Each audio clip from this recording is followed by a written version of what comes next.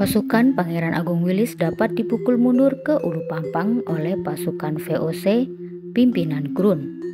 Dan pada tanggal 13 Mei 1768, VOC berhasil merebut Ulu Pampang dan menahan para pedagang Cina, Melayu dan Bugis yang membantu perlawanan Pangeran Agung Wilis. Pasukan Pangeran Agung Wilis yang kehilangan sumber logistik mundur lagi hingga ke Kuta Lateng. Pertempuran kembali terjadi di sana pada 18 Mei 1768 dan perlawanan ini secara total dapat dipatahkan oleh VOC. Kuta Lateng dibakar rata dan Pangeran Agung Wilis berhasil dipukul mundur hingga ke Blimbing Sari.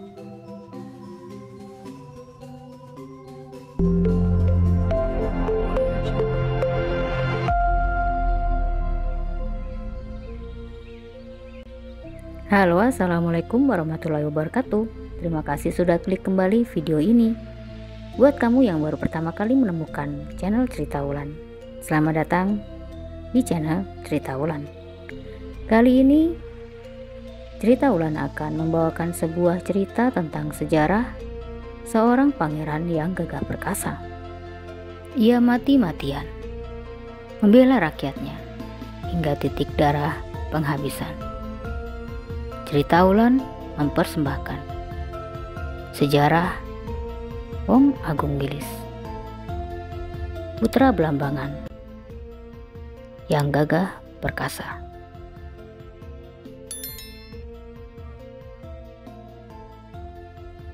Wong Agung Wilis terlahir dengan nama Pangeran Putra II.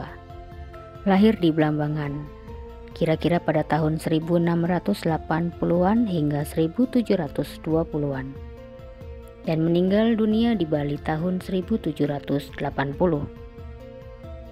Adalah penguasa Belambangan terakhir yang pernah berkuasa pada periode 1763 sampai 1764 dan 1767 hingga 1768. Ia memimpin pasukan dalam perlawanan melawan VOC di Belambangan pada tahun 1768.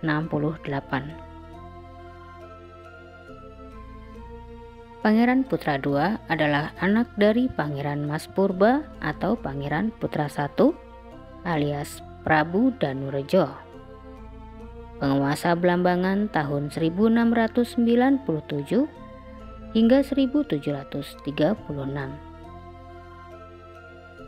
Sedangkan ibunya adalah seorang putri dari Puri Kaba-Kaba, salah satu vasal kerajaan Mengwi di Bali.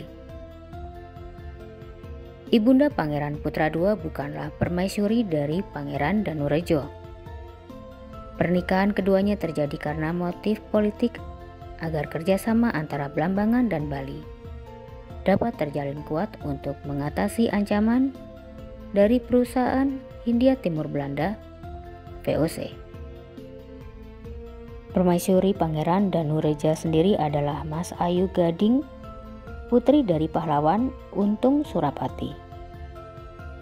Pernikahan Pangeran Danureja dengan permaisuri hanya dianugerahi seorang putra bernama Mas Noyang yang bergelar Pangeran Danuningrat, yang mewarisi tahta Belambangan dari tahun 1736 hingga 1763. Pada saat dewasa, Pangeran Putra II kemudian pindah ke Bali bersama pamannya yang bernama Ki Gusti Ngurah Ketut Kaba-Kaba. Tidak ada riwayat mengenai dengan siapa ia menikah. Namun ia memiliki 6 orang putra, yaitu bernama Mas Herutadi, Mas Kenceling, Mas Tunjung, Mas Berut, Dalem Puger Mas Surawijaya, dan Mas Ayu Prabu. Seperti yang pernah kuceritakan di video sebelumnya, Kerajaan Belambangan adalah sebuah kerajaan di ujung timur Pulau Jawa. Jika kamu belum melihat videonya, kamu boleh klik nanti aku sertakan link videonya di kolom deskripsi ya. Dalam masa itu, sepeninggal Pangeran Danuraja, kedua putranya yang berbeda ibu itu menjadi penerus pemerintahan. Mas Sepuh alias Mas Noyang menjadi Raja Blambangan, bergelar Pangeran Danuningrat. Berkuasa pada tahun 1736 hingga tahun 1763. Sedangkan Pangeran Putra II menjadi Patih, bergelar Pangeran Patih Agung Wilis. Jabatan Patih ini tidak terlalu lama diemban karena terjadi konflik internal dalam kerajaan. Saat itu salah seorang punggawa istana yang juga sepupu dari Pangeran Danuningrat bernama Mas Agung Tepasana menyebar isu bahwa Pangeran Agung Wilis akan mengkudeta Pangeran Danuningrat sebagai penguasa Blambangan. Keluarga kerajaan mempercayai ini, sehingga Pangeran Agung Wilis dipecat dari jabatannya dan kedudukannya digantikan oleh Mas Anom Sutawijaya yang merupakan putra mahkota Pangeran Danuningrat. Sejak itulah Pangeran Agung Wilis kemudian dijuluki sebagai Mas Sirna Wibawa. Lalu kemudian Pangeran Agung Wilis pergi mengembara hingga mencapai Pantai Lampon, Desa Sanggar, Gunung Dogong, dan Gunung Tumpang Pitu, yang mana daerah-daerah ini pada masa kini berada dalam wilayah Kecamatan Siliragung, Banyuwangi, dan Kecamatan Pesanggerahan. Meskipun telah dipecat, Pangeran Agung Wilis tetap menghargai kakaknya sebagai penguasa Blambangan. Bahkan Pangeran Danuningrat pernah meminta kepada Pangeran Agung Wilis kembali untuk menumpas perompak Bugis di daerah bernama Pakem, Banyuwangi.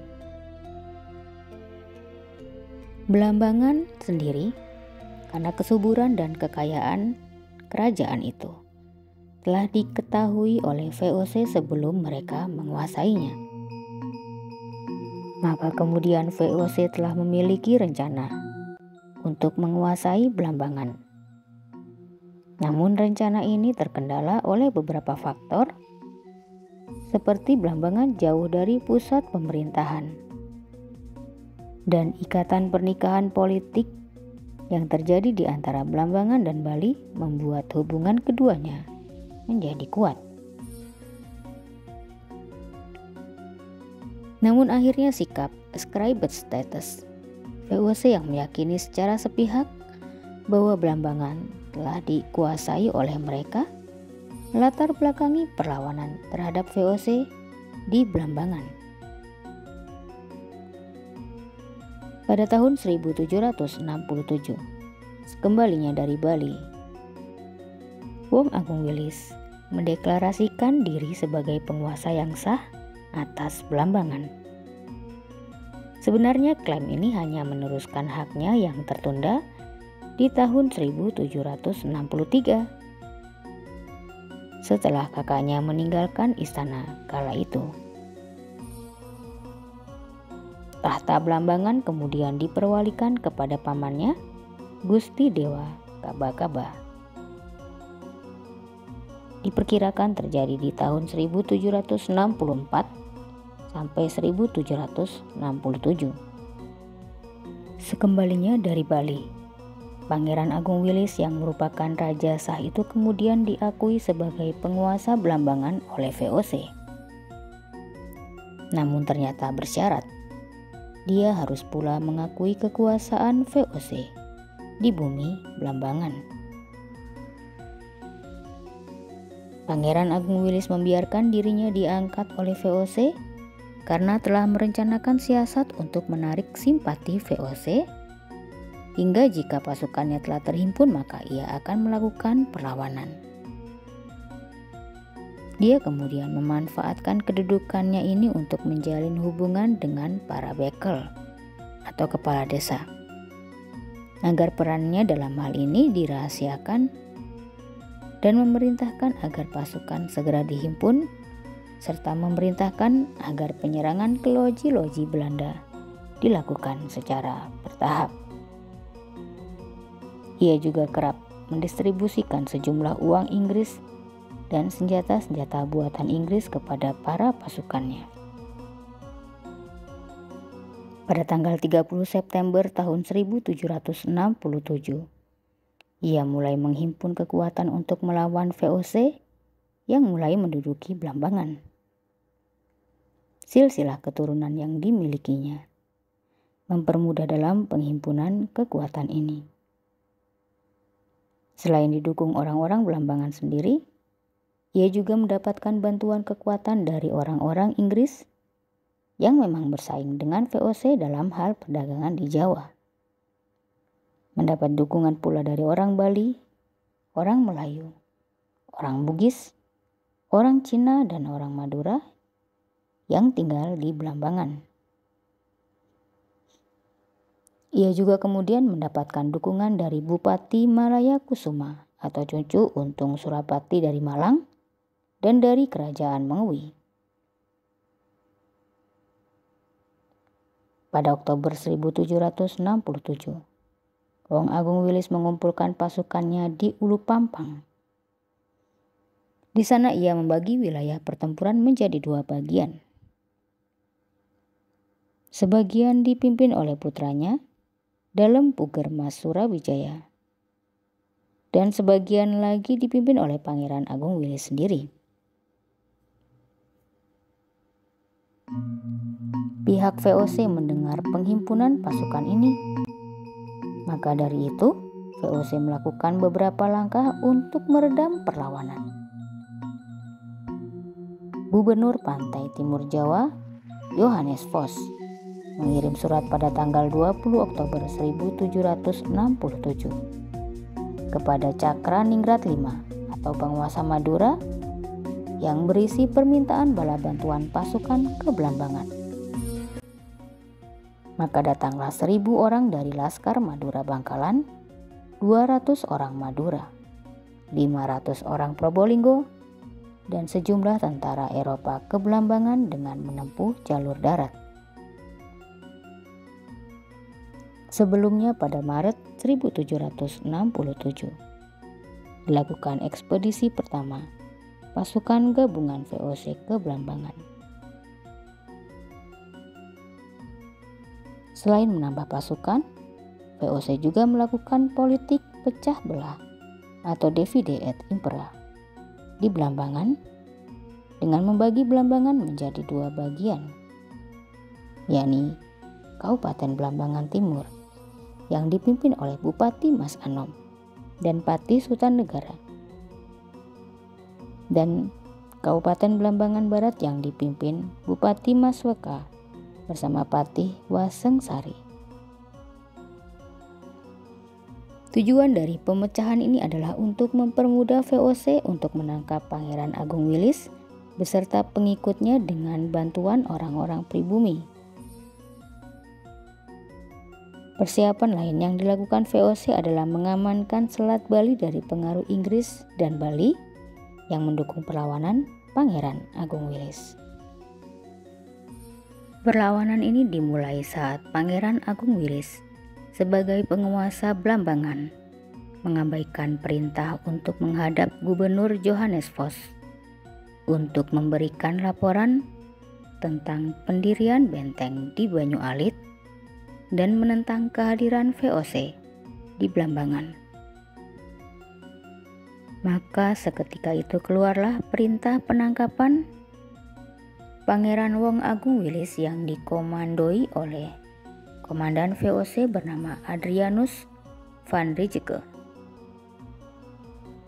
Pada 2 Maret 1768, saat akan memulai operasi penangkapan Pangeran Agung Willis, van Rietzke bersama pasukannya malah dikepung oleh pasukan Pangeran Agung Willis di benteng Banyu Alit. VOC dibuat pusing kembali dengan membelotnya penguasa boneka kembar Belambangan, Mas Anom dan Mas Weka dari VOC, dan bergabung kembali pada pihak Pangeran Agung Wilis. Pengepungan di Benteng Banyu Alit, daerah Blimbing Sari, Banyuwangi, tidak bertahan lama karena kalahnya persenjataan pasukan Pangeran Agung Wilis yang hanya senjata-senjata lama buatan Inggris, sedangkan pasukan VOC menggunakan meriam. Sebab lain gagalnya perebutan Benteng Banyu Alit disebabkan oleh datangnya bala bantuan pasukan untuk VOC yang dipimpin oleh Komandan JE Korps Everard Agrun. Pasukan Pangeran Agung Wilis dapat dipukul mundur ke Ulu Pampang oleh pasukan VOC pimpinan Grun. Sehingga pada tanggal 13 Mei tahun 1768, VOC berhasil merebut Ulu Pampang dan menahan para pedagang Cina, Melayu dan Bugis yang membantu perlawanan Pangeran Agung Wilis. Pasukan Pangeran Agung Wilis yang kehilangan sumber logistik mundur lagi hingga ke Kutalateng. Pertempuran kemudian terjadi di sana pada tanggal 18 Mei tahun 1768. Dan perlawanan ini secara total dapat dipatahkan oleh VOC. Kutalateng dibakar rata dan Pangeran Agung Wilis berhasil mundur ke Blimbing Sari. Setelah perlawanan ini bisa dipatahkan oleh VOC, tanpa disangka Mas Weka lalu memberitahukan tempat persembunyian Pangeran Agung Wilis di Blimbing Sari. Mas Weka melakukan pengkhianatan itu dengan tujuan agar memperoleh pengampunan dari VOC dan bisa kembali menjadi penguasa Belambangan. Akibat pengkhianatan Mas Weka ini, Pangeran Agung Wilis berhasil ditangkap dan diasingkan. Semula VOC merencanakan untuk mengasingkannya ke Tanjung Harapan Baik, Afrika Selatan. Namun dikarenakan pertimbangan biaya yang mahal, akhirnya Pangeran Agung Wilis beserta sekitar 22 pengikutnya, termasuk Mas Weka, Mas Anom, dan Bupati Ngantang, Prabu Jaka, daerah di dekat Gunung Kelut, dikirim ke Pulau Banda, Maluku. Beberapa tahun kemudian, Pangeran Agung Wilis bisa lolos dari penjara Rosi Angin, tempat pengasingannya, dan lari ke Pulau Seram, hingga berlayar sampai ke Bali. Sesampainya di Bali, ia meninggal pada tahun 1780 karena usianya yang sudah sangat lanjut. Namun meskipun demikian, keturunan-keturunan dan pengikut-pengikutnya seperti Pangeran Jagapati yang terkenal pada Perang Puputan Bayu pada tahun 1771 hingga 1773 tetap berjuang melawan VOC.